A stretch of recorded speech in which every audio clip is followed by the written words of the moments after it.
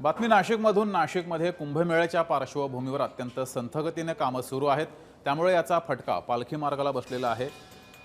संत निवृत्तीनाथ महाराज यांची पालखी याच ठिकाणाहून निघालेली आहे। या पालखी मार्गाला याचा फटका बसलेला आहे, त्यामुळे वारकऱ्यांनी संताप व्यक्त केलेला आहे। त्र्यंबकेश्वरमधील पालखी मार्ग हा खोदलेला आहे, त्यामुळे वारकऱ्यांना याचा फटका बसला आहे।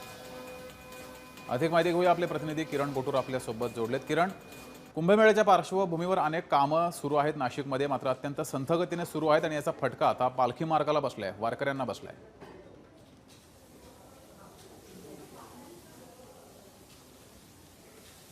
आणि या कुंभमेळ्याच्या अनुषंगाने नाशिक आणि त्र्यंबकेश्वरमध्ये मोठ्या प्रमाणात विकास कामं हे सुरू आहेत आणि त्यामुळेच अनेक ठिकाणी रस्त्यांचे कामं असतील किंवा रस्ते खोदलेले आहेत, अनेक ठिकाणी वेगवेगळे विकास कामं चालू आहेत आणि याचा सगळा जो फटका आहे तो आतापर्यंत नाशिककरांना बसत होता। पण आज संतश्रेष्ठ श्री निवृत्तीनाथ महाराज यांचं पालखीचं प्रस्थान जो आहे तो त्र्यंबकेश्वरमधून पंढरपूरकडे झालं आणि याच पालखीसोबत जाण्यासाठी राज्यातून कानाकोपऱ्यातून जे वारकरी आहेत ते त्र्यंबकेश्वरमध्ये दाखल झालेले होते आणि त्र्यंबकेश्वर शहरामध्ये देखील अनेक ठिकाणी रस्ते खोदलेले आहेत आणि त्यामुळे पालखीचं मार्ग सुद्धा आज बदलावं लागलं आणि त्याच पद्धतीने पायी जाताना वारकऱ्यांना मोठा त्रास जो आहे या सगळ्या गोष्टीचा सहन करावा लागलं। काही वारकऱ्यांनी या सगळ्या संदर्भात जे आहे ती नाराजी सुद्धा व्यक्त केली। पण आगामी कुंभमेळा आहे, हे सगळे विकास कामं करावं लागतात अशा पद्धतीचं जे स्पष्टीकरण आहे ते गिरीश महाजन यांनी दिलेलं आहे। कारण कुंभमेळ्यासाठी मोठ्या प्रमाणात गर्दी होईल, जवळपास कोट्यवधी भाविक जे आहेत ते त्र्यंबकेश्वर आणि नाशिकमध्ये येतील आणि त्यामुळे रस्ते मोठे करणं किंवा शहरातले इंटरनल जे रस्ते आहेत ते सुद्धा मोठे करणं हे करावं लागणार आहे आणि त्यासाठीच काही दिवस हे त्रास जे आहे ते त्र्यंबकेश्वरमधील लोकांना असेल किंवा नाशिकमधील लोकांना असेल आणि त्याच पद्धतीने बाहेरून जे भाविक पर्यटक येतात त्यांना हे सहन करावं लागणार आहे,